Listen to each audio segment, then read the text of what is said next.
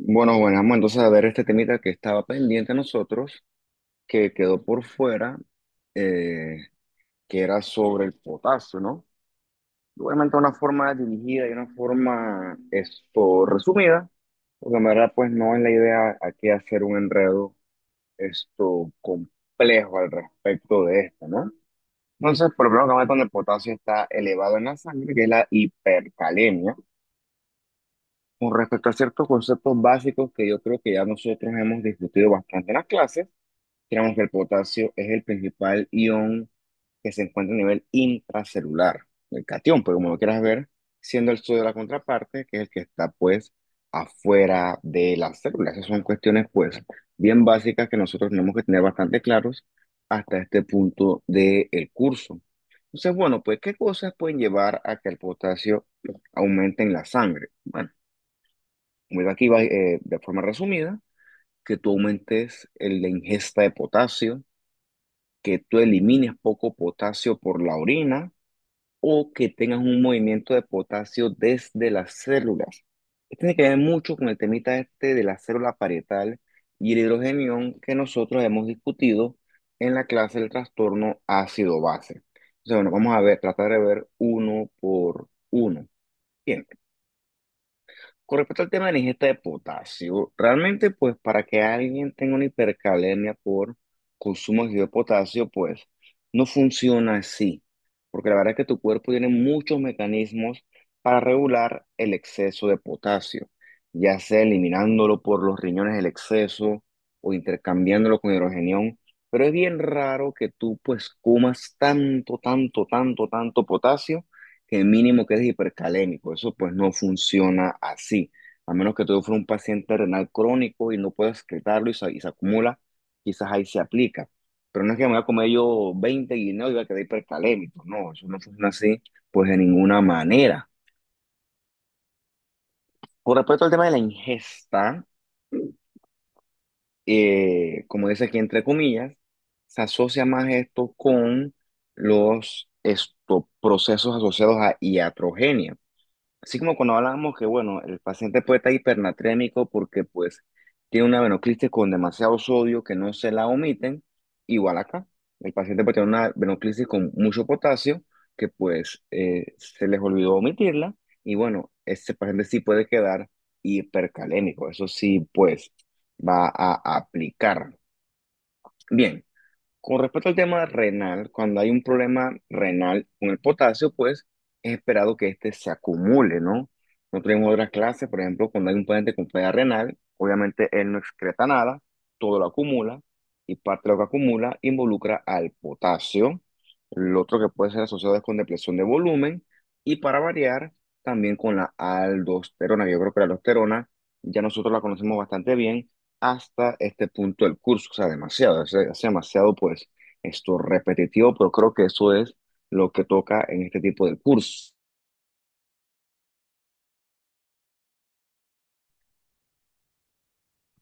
Bien, vimos a nosotros la clase de la falla renal, vimos que en la falla renal hay muchas cosas que se alteran a nivel hidroelectrolítico, prácticamente todo se aumenta pues porque el riñón no puede excretar nada, siendo la excepción el calcio, ¿no? Que vemos que el tema del calcio es curioso por el tema de la vitamina D. Entonces el paciente no puede excretar potasio, todo se acumula, entonces eso eventualmente en el paciente renal crónico, pues, y en el agudo también, ¿por qué no? Puede llevar a hipercalemia. Bien, lo otro del temita es la depresión de volumen, ¿no? Como dice ahí, si tú por alguna razón tienes un flujo sanguíneo comprometido, entonces, pues, tan comprometido, tu nefrona va a percibir que tienes un potasio muy concentrado y entonces no vas a secretar potasio por la orina. Eso, pues, es un concepto que hay que indagar más. Pero repito, estas son las cosas que, pues, había que retornar a los conceptos de fisiología y por eso es que yo nada más prefiero, pues, mencionarlo superficialmente, porque en verdad, pues, esto es bastante a veces tedioso, ¿no?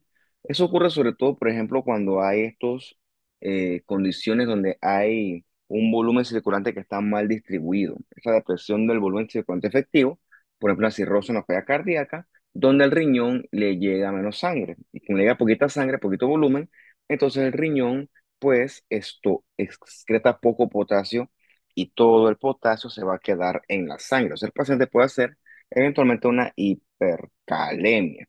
Y bueno, el que sí conocemos bastante bien es la aldosterona. En este caso vamos a hablar de la hipercalemia que se relaciona con la aldosterona. Entonces, pues, retornamos a la aldosterona.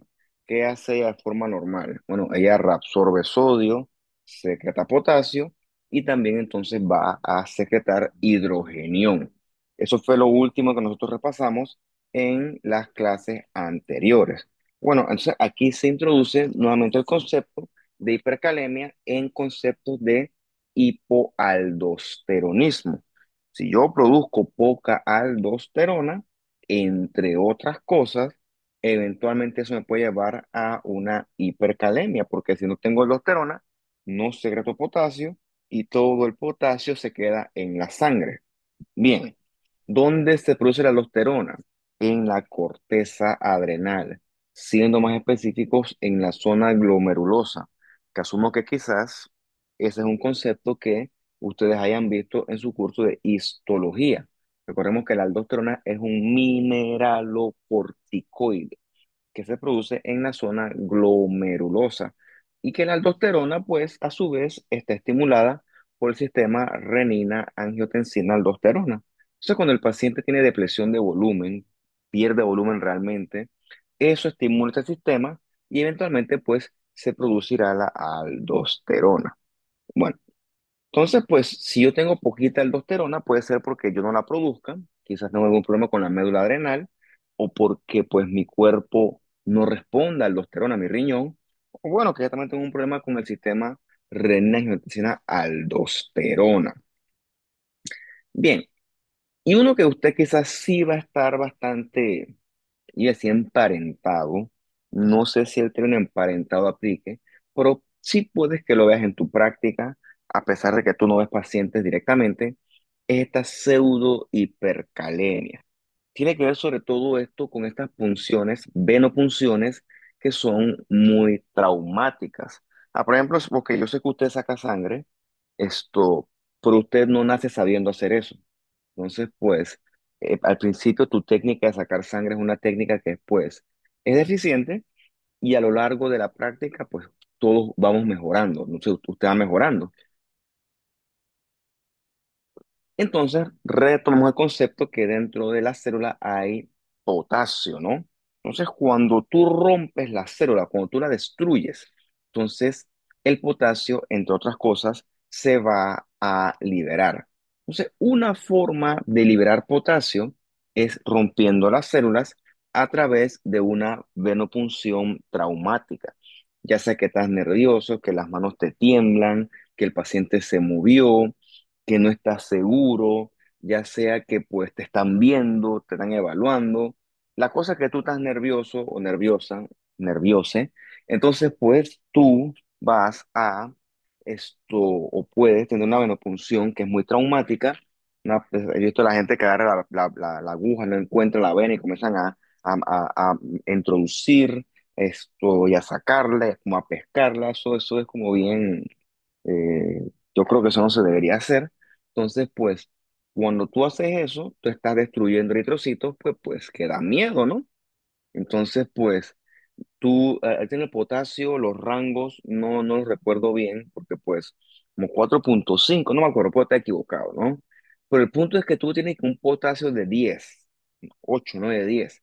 Esos potasios no son compatibles con la vida ni mucho menos con un paciente que está hablando. O sea, algo está pasando y entonces, pues, ese potasio hay que repetirlo, porque ese potasio no es esto cónsono con el contexto clínico del paciente. Ponte que yo, ahorita, bueno, mira, hoy es enero y en enero me tocaba mi chequeo de salud anual. Y yo, bueno, voy a hacer mi chequeo de salud anual, que si presión arterial, frecuencia cardíaca, un electro ahí leve, ¿por qué no? Peso, altura, talla, whatever. Y me hago los laboratorios generales, me hago un hemograma, todo bien, me hago creatinina, todo bien, urea, colesterol, todo bien, y me hago electrolitos porque pues ya que me están puyando, pues házmelo, ¿no? Y yo Yo estoy así tranquilo, es un control normal y me sale un potasio alto, así que en 6, 7, 8. Entonces, eso no es normal. O sea, el potasio, ese potasio elevado es de un paciente que está enfermo. Un tipo sano no tiene, puede tener potasio así. Y una explicación del potasio elevado es la relación con una venopunción traumática. O sea, la persona que hizo la punción, de repente su técnica pues fue subóptima y entonces pues todas las células se destruyeron y se liberó el potasio en la sangre y sabe que el potasio pues está alto, ¿no? Producto, repito, de esto de una punción traumática. Entonces pues, si no hay contexto clínico adecuado, si el paciente está sano, aparentemente, si el potasio no va, entonces se tiene que tomar otra muestra de potasio. O sea, entonces pues se llaman pseudohipercalemia porque no es real, sino, repito, asociada a una punción que pues ha sido muy traumática. Bien, entonces pues lo bueno de aquí es que ya no tengo que echar para atrás porque ya nosotros vimos la clase de trastorno ácido-base, ¿no? Nosotros discutimos que es una alcalosis, que es una acidosis y la relación de estos con el pH, con el hidrogenión y lo que ocurre con nuestros riñones y nuestros pulmones. Así que yo creo que no hace falta ser redundante hasta este punto. Lo que sí hablamos nosotros fue de la célula parietal, ¿no? Que se encuentra en el estómago, que dimos que era una célula gorda. Bueno, lo dije yo, pues. Bueno, y gorda suena como despectivo. Es una célula, esto, robusta con bastante citoplasma rosadito y bastante mitocondrias, que en la parietal tiene bastantes funciones, pero quizás la que es más reconocida es el tema de la secreción de hidrogenión, o sea, de ácido, para la digestión de la comida, que esa secreción de hidrogenión hacia afuera de la célula se hace intercambiando por potasio, o sea que la parietal saca hidrogenión, introduce potasio en un intercambiador de hidrogenión-potasio que depende de ATP. Normalmente tu cuerpo hace eso cada rato y pues tu cuerpo tolera hasta cierto punto bastante bien esos movimientos de potasio. Los tolera y los compensa, ¿ok? Tu cuerpo pues puede tolerar eso bastante bien siempre y cuando no haya una enfermedad grave de base, como por ejemplo una falla renal. O sea, tu cuerpo lo hace a cada rato y va tu cuerpo modificando y alterando los niveles de potasio, bueno, alterando no, compensando los niveles de potasio dependiendo de. Entonces vamos a suponer que hay una acidosis metabólica, respiratoria, la que más te guste, de las que nosotros discutimos en las clases anteriores. O sea que hay mucho ácido, hay mucho hidrogenión en la sangre y yo no quiero eso. Entonces lo que yo comienzo a hacer es a introducir el hidrogenión hacia la parietal, intercambiándolo con potasio. O sea que introduzco hidrogenión y saco un montón de potasio hacia la sangre. Entonces, si eso no se compensa, eventualmente eso pudiera teóricamente llevar a una hipercalemia. Esa es la relación entre acidosis e hipercalemia. Nuevamente, para que usted no se olvide, esta que yo creo que le gustó bastante, son las parietales, las rosadas grandototas, que son las que producen entonces hidrogenión. Bueno, producen hidrogenión y lo intercambian con potasio, creo que es más correcto decirlo así para producir pues, el ácido hidroclorhídrico, creo que eso está más dicho, es o hidroclórico o clorhídrico. Lo otro que producen es factor intrínseco que es fundamental para la absorción de vitamina B12 en el intestino delgado y su hermanita, que son las principales, perdón, que son las moraditas, estas basofílicas, producen son enzimas, ¿no? Pepsinógenos, pepsinas y también lipasas. Bien, la contraparte es la alcalosis. ¿Ok? En la alcalosis, que hemos visto que son por bastantes tipos de causas, una es porque hay poquito hidrogenión en la sangre, hay poquito ácido. Entonces necesito ácido para balancear, para amortiguar esa alcalosis. Entonces, ¿de dónde saco ácido? De la parietal, y está bien. Saco el potasio. Saco el hidrogenión de la parietal hacia la sangre, pero eso es un costo, el costo de introducir potasio hacia dentro de la célula. Entonces, pues, si eso no se compensa, esto eventualmente eso pudiera estar relacionado con el desarrollo de una hipocalemia. Entonces, este dibujito aquí, este esquema, pues, te ejemplifica la relación entre acidosis y la hipercalemia y alcalosis y la hipocalemia en concepto de el intercambiador ese sodio, intercambiador de hidrogenio en potasio de la célula parietal. Bien, otro concepto importante es el de la hipercalemia y con respecto a la insulina.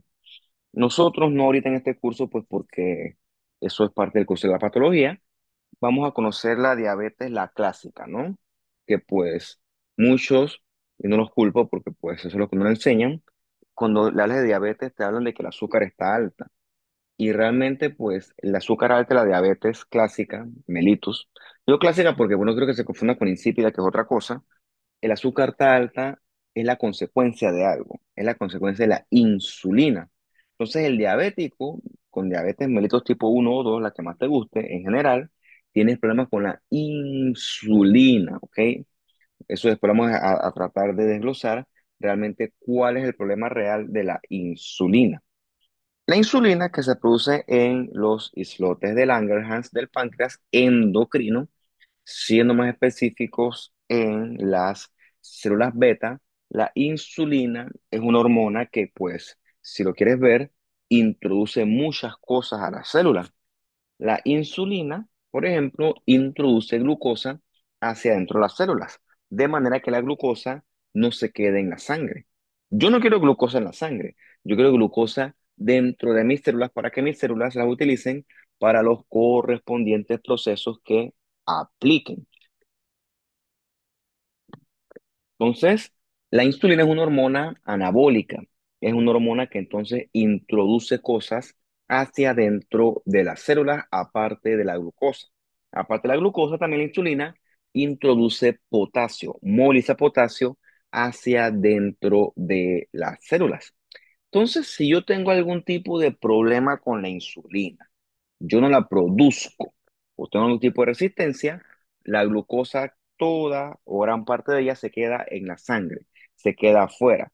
Y lo mismo va a pasar con el potasio. El potasio se queda también fuera de la célula, o sea, se queda en la sangre, y entonces eso también puede llevar a hipercalemia. Si yo tengo problemas con la insulina, aparte de tener problemas con el azúcar, la glucosa, también tener problemas con el potasio.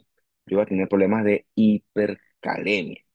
Bien, y similar a la insulina, con las catecolaminas, que recordemos que son la epinefrina y la norepinefrina, que son las que se producen en la médula adrenal, las catecolaminas tienen muchos efectos, ¿no? Efectos que nosotros vimos cuando mencionábamos la respuesta a esta fight or flight, que las catecolaminas son las que te ponen a ti en modo de pelear o huir lo que aplique, ¿no? Te ponen con la presión arterial elevada, la frecuencia respiratoria alta, la cardíaca alta, esto te ponen dispuesto a sobrevivir, ¿no?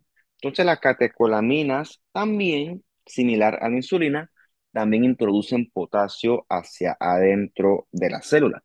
Entonces nosotros, cuando tú pues veas con más detalle tu curso de farmacología, hay medicamentos que bloquean las catecolaminas. Es lo que te dije antes.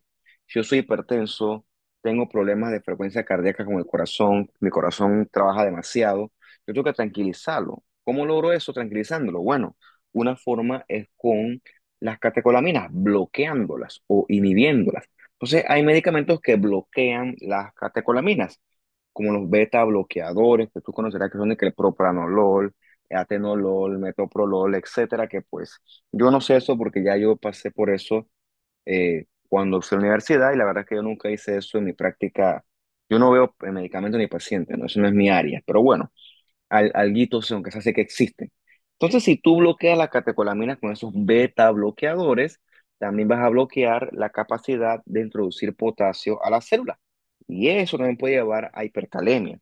Entonces, que esos pacientes hay que estarle monitorizando los electrolitos, principalmente el potasio, porque sí, puede que estés compensando la hipertensión, pero tienes el potasio alterado y entonces hay que buscar otras alternativas de tratamiento. Bien. ¿Por qué nos interesa tanto el potasio? ¿Por qué si el potasio está todo en la sangre alto, por qué es importante? Y es bien importante porque el potasio es fundamental para el sistema de conducción eléctrica del corazón. Mira, tu cuerpo normalmente utiliza la bomba de sodio y potasio para mantener la, el ambiente electroquímico adecuado para que tus células te trabajen bien. Entonces, pues tú sabes que la bomba de sodio y potasio saca más sodio afuera de la célula, aunque sea redundante, y introduce más potasio hacia dentro de la célula. Eso en contra de sus gradientes de concentración. Por eso es que requiere ATP. Esto quizás es un poquito difícil de entender, pero yo lo veo así. La bomba de sodio y potasio es como si fuera una batería, ¿ok? Una batería cargada que es necesaria para que tu celular funcione, ponte que sea así. Yo puedo tener un celular, ponte que me compro hoy, que no va a pasar, pero quisiera, un iPhone 16 nuevo, ¿ok? No me mataría matar cero, ¿no? Pero bueno, no, ahorita mismo no está en mis planes. Lo compro, ¿no? Necesito de paquete, no sé, ponte que me sobraba plata y lo compré. Y yo no lo cargo. Eventualmente, aunque esté nuevo, aunque funcione, pues no va a encender porque yo no lo cargué, pues. Entonces, pues, el teléfono está todo bien, la pantalla bien, la computadora, el procesador, todo está bien, pero sin batería no va a funcionar. Así vamos a la bomba de sodio y potasio necesita estar funcionando para que tu célula funcione. Si la bomba de potasio no funciona, los electrolitos no se van a movilizar y entonces las células, su ambiente electroquímico no va a estar adecuado. Quizás no es así literal, pero bueno, es para que tú más o menos te imagines la relevancia de este tipo de bomba sodio-potasio, ¿no? Entonces, ella mantiene ese ambiente eléctrico adecuado para que estas células especialistas en conducción eléctrica puedan funcionar adecuadamente. Que si el potasio comienza a subir, esto altera este sistema de conducción. Qué sé yo, agarro yo de animal mi iPhone 16 nuevo de paquete y lo conecto a una terminal que tiene un voltaje elevado. Eso puede y debe dañar el funcionamiento del equipo. Entonces, pues, cuando tú tienes una hipercalemia, sobre todo se compromete la función de conducción eléctrica del corazón. Que el corazón es como una batería, ¿no? Perdón, es como el ejemplo del iPhone está bien, el corazón es como un dispositivo eléctrico. Si tú conectas un dispositivo eléctrico a un voltaje mayor, lo vas a quemar. Demasiado voltaje. Lo mismo ocurre con el corazón. Si hay mucho potasio, la conducción eléctrica va a alterarse toda y eso lleva a arritmias que pueden ser fatales, como una fibrilación ventricular. Por eso es que el potasio es importante, porque sin el potasio adecuado, si está muy alto, pueden ocurrir arritmias fatales. Eso es importantísimo. Entonces, pues, eso se maneja, entre otras cosas, con medicamentos como el gluconato de calcio. Eso estabiliza el corazón, y, perdón, la manera cardíaca, creo que es lo mismo, pero lo que sí es cierto es que hay que estudiar por qué el potasio está tan alto y pues eso hay que corregirlo. Bien, y la otra parte de esto es la hipocalemia, que sea de repente pues la contraparte de todo lo que yo les estoy diciendo, ¿no? Sea lo opuesto. ¿Qué cosas llevan a hipocalemia? Pues entonces, bueno, puede ser que como poco potasio. Yo como poco guineo. De hecho, yo tengo tiempo que no como guineo, no recuerdo cuándo, y pues no me estoy muriendo. ¿Por qué? Porque mi cuerpo tiene mecanismos para fabricar potasio o monitorizar potasio, independientemente de que yo no coma nada con potasio. Así que pues eso no funciona en una persona sana. Lo otro es que yo esté eliminando mucho potasio, ya sea por el riñón, por la orina o por tracto gastrointestinal. Y lo mismo que vimos en la hipercalemia, por lo contrario, que tenga mucha movilización de potasio hacia dentro de las células. Probablemente esta, la última de acá, es la que tiene más relevancia para fines prácticos de esta clase, ¿no? Entonces, ya te digo, tu cuerpo tiene muchos mecanismos para movilizar potasio entre las células, ¿no? Ya sea dentro o afuera, dependiendo de mecanismos como la aldosterona, como la propia insulina, catecolamina. Así que, pues, si uno como potasio en la dieta como tal, esto, eso no es que me haya una hipocalemia como tal, tuviera que ser una cosa extrema, radical, o tuviera que ser que yo complemento una dieta inadecuada, con esto que está acá, que yo no consumo eso, y yo tengo algún problema con la insulina o otro problema con la aldosterona, o sea, O sea, si yo complemento eso, puede que en ese escenario, puede que eso sí pueda terminar en una hipocalemia. Digo puede porque tampoco es que diga así que 2 más 2, ¿no? Bien, con respecto a las vías renales, tú puedes tener entonces un flujo aumentado hacia la nefrona. O sea, tú tienes un montón de flujo que barre con un montón de cosas. Se la lleva como si fuera la crecida de un río.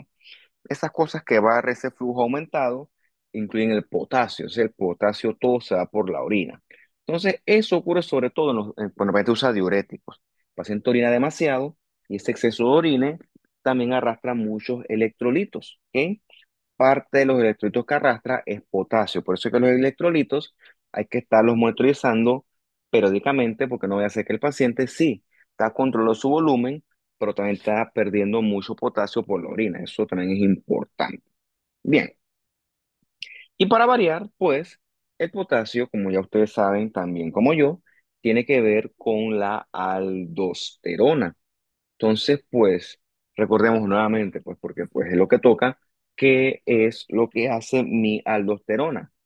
Voy, reabsorbe sodio, mira, ya me estoy equivocando, reabsorbe sodio, secreta potasio y secreta hidrogenio. Entonces yo tengo un hiperaldosteronismo.